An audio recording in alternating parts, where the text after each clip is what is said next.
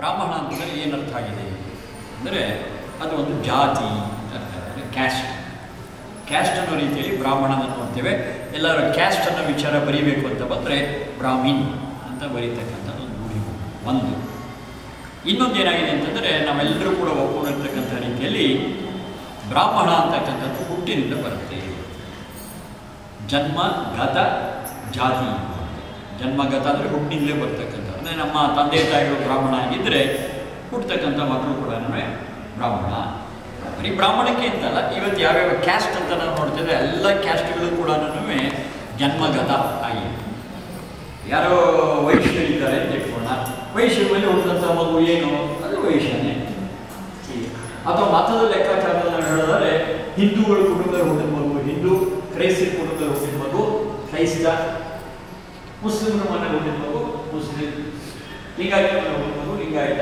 ಒಟ್ಟಿನಲ್ಲಿ ಏನು, ಇವತ್ತು ನಾವು ನೋಡ್ತಾ ಇರ್ತಕ್ಕಂಥ ಜಾತಿಗಳಾಗಲಿ ಮತ್ತು ಇವತ್ತು ನಾವು ನೋಡ್ತಾ ಇರ್ತಕ್ಕಂಥ ಮತಗಳಾಗಲಿ ಇವೆಲ್ಲವೂ ಕೂಡ ಹುಟ್ಟಿನಿಂದ ಬರುತ್ತೆ ಅನ್ನುವಂಥ ನಮ್ಮ ತಲೆ ಒಳಗೆ ಸೇರ್ಕೊಂಡಿದ್ದಾರೆ.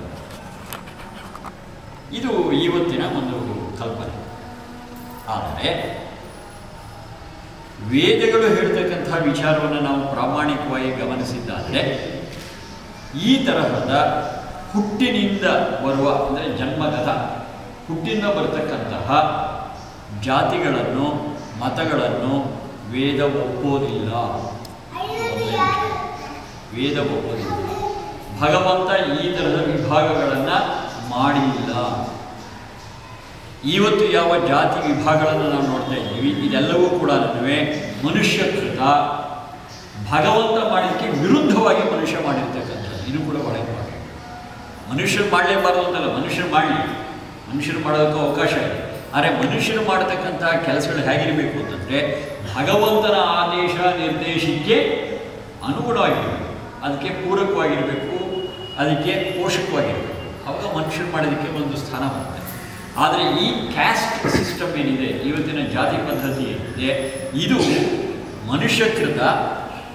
ಅದಕ್ಕಿಂತ ಹೆಚ್ಚಾಗಿ ವೇದಗಳು ಹೇಳ್ತಕ್ಕಂಥ ಮಾತಿಗೆ ಸಂಪೂರ್ಣ ತದ್ವಿರುದ್ಧವಾಗಿರ್ತಕ್ಕಂಥ ವಿಚಾರ. ಇದನ್ನು ನಾವು ಸ್ವಲ್ಪ ಗಮನಿಸಬೇಕು.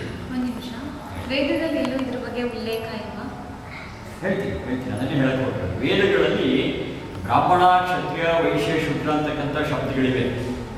ಆದರೆ ಇವತ್ತು ನಾವು ಬ್ರಾಹ್ಮಣ, ಕ್ಷತ್ರಿಯ, ವೈಶ್ಯ, ಶೂದ್ರನ ಯಾವ ಜಾತಿ ಎನ್ನುವ ಅರ್ಥದಲ್ಲಿ ನೋಡಿದ್ದೀವಿ, ಆ ಅರ್ಥದಲ್ಲಿ ಅದನ್ನು ಎಲ್ಲಿಯೂ ಬಳಕೆ ಮಾಡಿಲ್ಲ. ಅಂದರೆ ಕೆಲಸದ ಆಧಾರದ ಮೇಲೆ ಅಲ್ವಾ ಜಾತಿಗಳು ಅಲ್ಲಿ ಜನ್ಮ ಅಲ್ಲ ನೀವು ಒಪ್ಕೊಂಡಂಗಾಗಿದೆ. ನಮಗೆ ಬೇಕಾದಷ್ಟೇ, ನಮಗೆ ಬೇಕಾದಷ್ಟೇ. ಮತ್ತು ಕೆಲಸದ್ದು ಅಂತ ನೀವು ಹೇಳೋದು ಸುಲಭವಾಗಿಲ್ಲ. ಏಕೆಂತಂದರೆ ಅದನ್ನು ಸರಿಯಾಗಿ ಮನಸ್ಸಿಗೆ ಒಪ್ಪಿಸ್ಕೋಬೇಕು ನಾವು. ನೀವು ಹೇಳಿದ ವಿಚಾರ ಸತ್ಯ. ಈಗ ಒಬ್ಬ ವ್ಯಕ್ತಿ ಆತ ಒಬ್ಬ ವ್ಯಾಪಾರ ಮಾಡ್ತಾ ಇದ್ದಾನೆ ಅಂತ ಒಬ್ಬ ವ್ಯಾಪಾರ ಮಾಡ್ತಕ್ಕಂಥ ವ್ಯಕ್ತಿ ಅಂತಂದರೆ ವೇದಗಳು ಅವನನ್ನು ವೈಶ್ಯ ಅಂತ ಅಷ್ಟೇ. ಅವ್ರ ಅಪ್ಪ ಯಾರು, ಅಮ್ಮ ಯಾರು, ಅವನ ಹೆಸರೇನು, ಅವನ ಊರು ಯಾವುದು, ಕೇರಿ ಯಾವುದು, ಯಾವುದನ್ನು ಕೇಳೋದಿಲ್ಲ. ಆ ರೀತಿಯಲ್ಲಿ ಸ್ವೀಕಾರ ಮಾಡ್ತಕ್ಕಂಥ ವಿಚಾರ ವೇದಗಳಲ್ಲಿದೆ. ಆದರೆ ಇವತ್ತು ಆ ರೀತಿ ಸ್ವೀಕಾರ ಮಾಡ್ತಾ ಇಲ್ಲ. ಉದಾಹರಣೆಗೆ ವೈಶ್ಯ ಅಂತ ಹೇಳಿದೆ ನಾನು, ಒಬ್ಬ ವ್ಯಾಪಾರ ಮಾಡ್ತಾ ಇರ್ತಕ್ಕಂಥ ವ್ಯಕ್ತಿ ಅಂತ ಇರ್ಬೋದು. ಆ ವ್ಯಾಪಾರ ಮಾಡ್ತಕ್ಕಂಥ ವ್ಯಕ್ತಿ ಅವನು ಡಿಸೋಸ್ ಆದರೆ ಇವತ್ತು ಏನಂತೀವಿ ನಾವು, ವೈಶ್ಯ ಅಂತ ಕರೆಯಲ್ಲ ನಾವು, ಕ್ರಿಶ್ಚಿಯನ್ ತಪ್ಪಿದೆ. ವೇದಗಳ ಪ್ರಕಾರ ನಾವು ಅವ್ರು ಕರಿಬೇಕಾದ್ದೇನೋ ವೈಶ್ಯ ಅಂತ ಕರಿತೀವಿ. ಹಾಗೇನೇ ಜ್ಞಾನವನ್ನು ಪ್ರಚಾರ ಮಾಡ್ತಕ್ಕಂಥ ಒಂದು ಟೀಚರ್ ಕೆಲಸ ಅಂತ ಹೇಳ್ಬೋದು. ಉದಾಹರಣೆ, ಆ ಟೀಚರ್ ಕೆಲಸ ಯಾರು ಮಾಡ್ತಿರ್ತಾರೆ ಅವ್ರಿಗೆ ವೇದ ಕರೆಯೋದೇನು, ಕರ್ಮದ ಮೇಲೆ ಬ್ರಾಹ್ಮಣ ಅಂತ ಕರೆಯುತ್ತೆ ಅಲ್ವಾ. ಇವತ್ತು ಟೀಚರ್ ಕೆಲಸ ಮಾಡ್ತಾ ಮಹಮ್ಮದ್ ದೋಸ್ನ ಬ್ರಾಹ್ಮಣ ಅಂತ ಒಪ್ಕೋತೀರಾ? ಇದೇ ಸಮಸ್ಯೆ. ಅದನ್ನೇ ಬಿಡಿಸ್ಕೋಬೇಕಾದ್ರೆ ಬಿಡಿಸೋಣ, ಅದನ್ನೇ ಹೇಳಕ್ಕೆ ಹೊರಟಿದ್ದೆ. ಅಂದರೆ ಇವತ್ತು ರೂಢಿಯಲ್ಲಿ ಯಾವುದನ್ನು ನಾವು ಜಾತಿ ಅಂತ ಅರ್ಥ ಮಾಡಿಕೊಂಡ್ರೆ ಇದು ವೇದಗಳಲ್ಲಿ ಹೇಳಿರ್ತಕ್ಕಂಥದ್ದಲ್ಲ. ಈ ಕ್ಯಾಸ್ಟ್ಗಳು ಹುಟ್ಟಿನಿಂದ ಬಂದಿರತಕ್ಕಂಥದ್ದು ಅಲ್ಲ.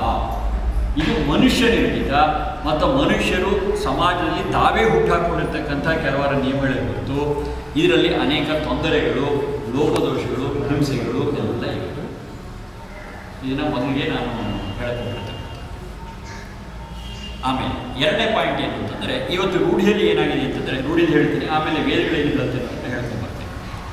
ಇವತ್ತು ರೂಢಿಯಲ್ಲಿ ಏನಾಗಿದೆ ಅಂತಂದರೆ, ಬ್ರಾಹ್ಮಣ, ಕ್ಷತ್ರಿಯ, ವೈಶ್ಯ, ಶೂದ್ರ ಹೀಗೆಲ್ಲ ಏನು ಜಾತಿಗಳನ್ನು ನಾವು ನೋಡ್ತೀವಿ, ಕ್ಯಾಸ್ಟ್ಗಳನ್ನು ನಾವು ನೋಡ್ತೀವಿ, ಈ ಕ್ಯಾಸ್ಟ್ಗಳಲ್ಲಿ ಬ್ರಾಹ್ಮಣ ಅಂತಕ್ಕಂಥ ಕ್ಯಾಸ್ಟ್ ಶ್ರೇಷ್ಠ, ಆಮೇಲೆ ಕ್ಷತ್ರಿಯ, ಆಮೇಲೆ ವೈಶ್ಯ, ಶೂದ್ರ ಅಂತಂದ್ರೆ ಕೀಳು ಜಾತಿ. ಈ ಥರದ್ದು ಕೂಡ ನಮಗೆ ರೂಢಿಯಲ್ಲಿ ಬಂದಬಹುದು. ಮತ್ತು ಇದು ಇವತ್ತಿನ ಒಂದು ದಿವಸದ ತೊಂದರೆ ಅಲ್ಲ, ಇದು ಅನೇಕ ಶತಮಾನಗಳಿಂದ ಈ ಥರದ ಸಮಸ್ಯೆ ಬಂದಿರೋದ್ರಿಂದ ಬ್ರಾಹ್ಮಣರು ಅಂತ ಅನ್ನಿಸ್ಕೊಂಡವರು ಅನೇಕ ಜನ ಕೀಳು ಜಾತಿ ಅಂತ ಯಾರನ್ನ ಕರೀತಾರೆ, ಕ್ಷತ್ರಿಯೋ ವೈಶ್ಯರೋ ಶೂದ್ರೋ ಇವರು, ಅವರನ್ನು ಶೋಷಣೆ ಮಾಡಿರ್ತಕ್ಕಂಥದ್ದು, ಅವ್ರ ಮೇಲೆ ದಬ್ಬಾಳಿಕೆ ನಡೆದಿರ್ತಕ್ಕಂಥದ್ದು ಬೇಕಾದಷ್ಟು ಉದಾಹರಣೆಗಳಿವೆ ಚರಿತ್ರೆಯಲ್ಲಿ. ಇವತ್ತಿಗೂ ಕೂಡ ಕೆಲವಾರು ಕಡೆ ನಡೀತಾ ಇದೆ. ಅಂದರೆ ಬ್ರಾಹ್ಮಣ ಕ್ಷತ್ರಿಯ ಅಂತ ಅಲ್ಲಿದ್ರು ಕೂಡ ಮೇಲ್ ಜಾತಿ ಕೆಳ ಜಾತಿ ಅಂತಕ್ಕಂಥ ವಿಚಾರ, ಅವರು ಉಚ್ಚ ಜಾತಿಯಲ್ಲಿ ಹುಟ್ಟಿದವರು, ಇವರು ದಲಿತರು ಅಥವಾ ನೀಚ ಜಾತಿಯಲ್ಲಿ ಹುಟ್ಟಿದವರು ಅನ್ನೋ ಕಾರಣದಿಂದ ಪರಸ್ಪರ ಮಧ್ಯೆ ಸಾಮರಸ್ಯ ಇದೆ.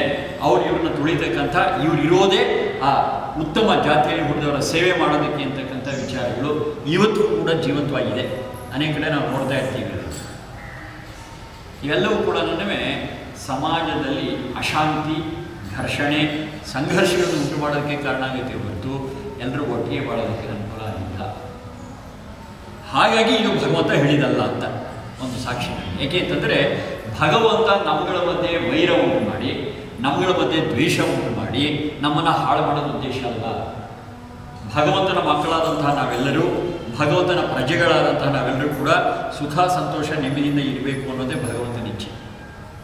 ಇದನ್ನು ನಾವು ಅರ್ಥ ಮಾಡಿಕೊಂಡಾಗ ಇವತ್ತು ಯಾವ್ಯಾವುದು ಸಂಘರ್ಷಕ್ಕೆ ಕಾರಣವಾಗಿದೆ ಆ ಎಲ್ಲ ಅಂಶಗಳು ಭಗವಂತನಿಂದ ಕೊಡಲ್ಪಟ್ಟಿದ್ದಲ್ಲ, ಇದು ಮಾನವರಿಂದ ಮಾಡಲ್ಪಟ್ಟಿದ್ದು. ಅದರಲ್ಲೂ ವೇದಗಳ ವಿಚಾರ ತಿಳಿದೇ ಇರತಕ್ಕಂತಹ ಅಜ್ಞಾನಿ ಮಾನವರಿಂದ ಮಾಡಲ್ಪಟ್ಟಿದ್ದು ಅಂತ ಅರ್ಥ ಆಗುತ್ತೆ. ಈ ಸೂಕ್ಷ್ಮವನ್ನು ನಾವು ತಿಳ್ಕೊಬೇಕು.